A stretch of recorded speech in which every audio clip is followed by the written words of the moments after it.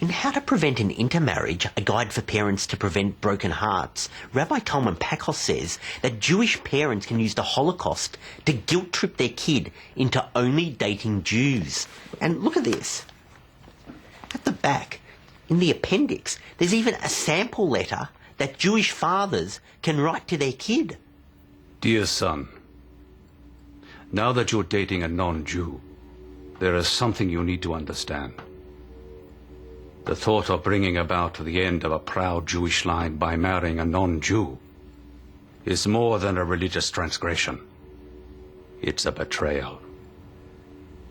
Never forget all those Jews who gave up their lives to preserve their Jewish identity. Now, I've never actually got the letter, but there was a time in university when Jeremy Weinstein's father got wind of my dating patterns and said, "You know, if you marry a non-Jew, you're finishing Hitler's work for you." And then there was Rabbi Groner. But remember, if you marry a Gentile, you are finishing Hitler's work. Marrying a Goyim as bad as Hitler?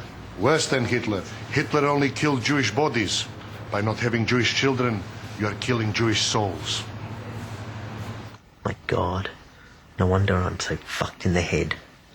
I've been brainwashed, played like a $2 chump machine. Rabbi Groner, Rabbi Pakos, Mother, I'm going to put an end to this bullshit right now. And I need a shiksa to help me do it.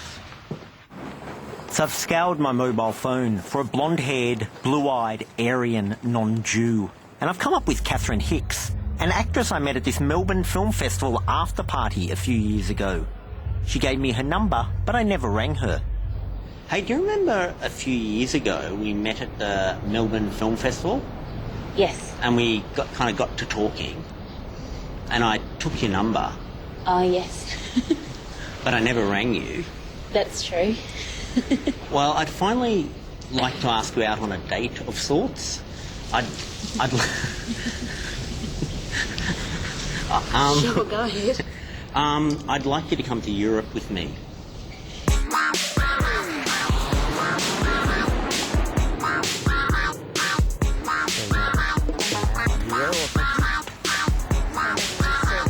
Yeah. Now, you're probably wondering why I've asked you here to the Netherlands. Yeah. Well, I think the Jewish community has used the Holocaust to brainwash me into fearing intimacy with non-Jewish girls. And so I want to break free of that fear. So I've asked you here to the Netherlands because I want to make out with you in Anne Frank's attic. Why? I think Anne Frank's attic both represents, you know, the Holocaust, so, you know, my fear. It also, like, represents the kind of space I'd usually get busy with a girl in. And you so, get yeah. busy in small spaces. Yes. Not open spaces. No. Is that So- to do with your fear? Yes. You represent the Shiksa goddess. Goddess. The Shiksa goddess. What's a shiksa? Yeah, non-Jewish girl. Oh, okay. Because you got, like, blonde hair and stuff. When you say make out, we just, like, do we count and then kiss? Is there going to be tongue? Yeah, there'll probably be tongue. Ah! But no touching, right? I mean, obviously, like, maybe on the arms or, you know, to Yeah. bring you in or whatever. But, you know, there might be incidental touching, but, like, I won't be, like, trying to put my hand up your top or anything like that. Do I have to?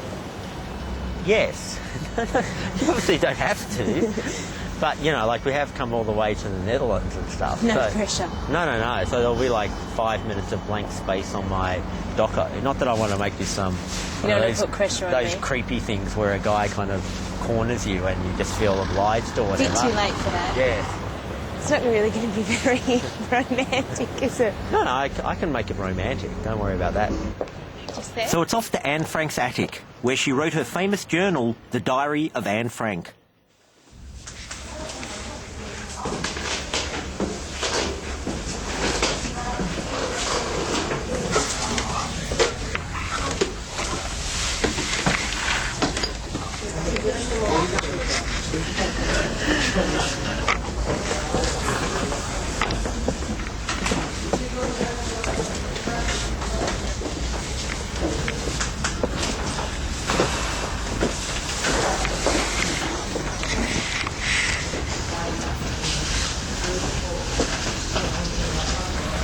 Are you alright?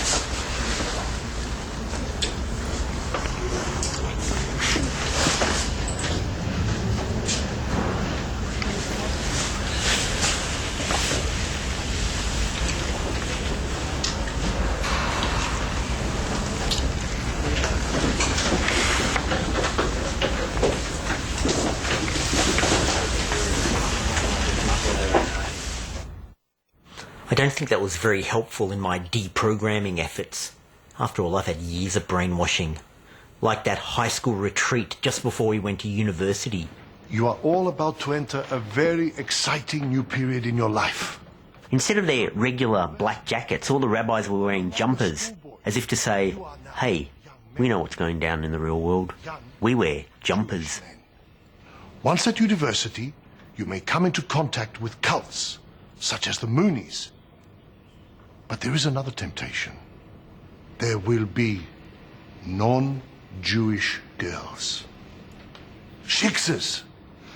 Not only am I joining a cult, I'm joining a cult so I can meet a shiksa. Joshua, this isn't a joke. If you marry a non-Jew, you are breaking a chain that goes back all the way to Abraham. But indoctrination starts before you go to school.